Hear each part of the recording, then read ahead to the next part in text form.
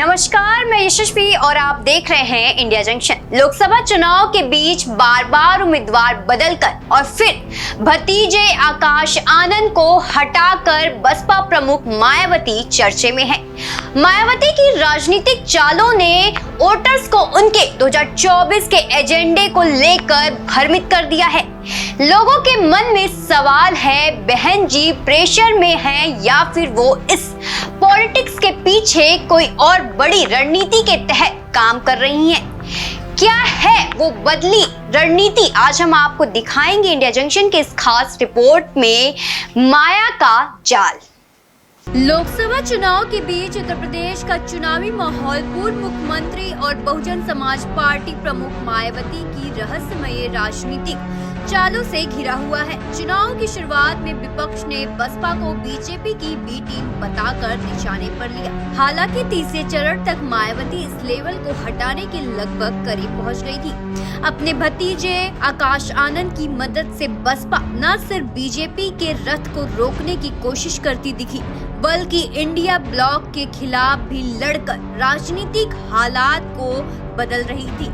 खुद मायावती को ज्यादा चुनावी रैलियों पर फोकस करते देखा गया, लेकिन फिर अचानक जल्दबाजी में लिए गए कई निर्णयों से बसपा ने अपने बारे में एक कमजोर धारणा बना ली। हालांकि इस सवाल का जवाब दिया जाना बाकी है कि पॉलिटिक्स या प्रेशर के बीच मायावती का सियासी प्लान क्या था। आज हम आपको बताने जा रहे हैं इंडिया जंक्शन के इस रिपोर्ट के जरिए। सरल शब्दों में कहें तो मायावती अपनी छवि बदलने के लिए सब कुछ कर रही थी। ज्यादा से ज्यादा एक्टिव होने से लेकर बीजेपी पर अपने हमले बढ़ाने और सभी वर्गों तक पैठ बनाने की मशक्कत करते दिखी। तीसरे चरण तक उम्मीदवार चयन से मायावती की रणनीति को लेकर चर्चाएं शुरू हो गयी। माना गया कि शायद बहन जी बीजेपी से मुकाबला करने के लिए बड़े फैसले करने से नहीं हिचक रही हैं।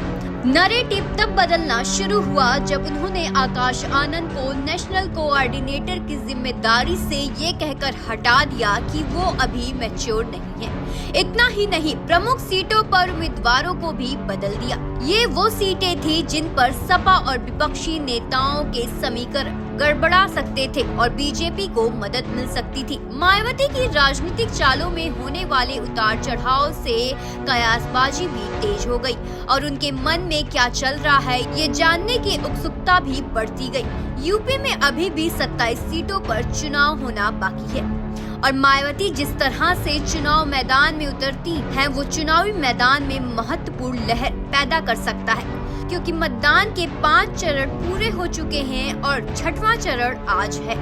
इसीलिए बसपा प्रमुख के राजनीतिक फैसलों ने एक नई बहस छेड़ दी है। जिस बात पर हैरानी जताई जा रही है वो ये है कि पार्टी ने अपनी कमजोर छवि पेश करते हुए 14 उम्मीदवारों को बदल दिया है। सवाल ये है कि क्या मायावती अपनी चुनावी रणनीतियों में लड़खड़ा गई हैं या बीजेपी को मौन समर्थन देने का आरोप यही बना रहेगा। इस चुनाव में 2 महत्वपूर्ण मोड़ आए जब बसपा को मायावती के फैसलों के कारण काफी चुनावी जोखिम का सामना करना पड़ा। पहला झटका चुनाव के बीच भतीजे आकाश आनंद को हटाकर राष्ट्रीय संयोजक पद से हटा दिया गया। इससे बसपा के युवा वोटर्स में निराशा देखने को मिली और वो विकल्प की तलाश में समाजवादी पार्टी का रुख कर रहे हैं। मायावती ने खुद सोशल मीडिया पर अपने फैसले की जानकारी दी।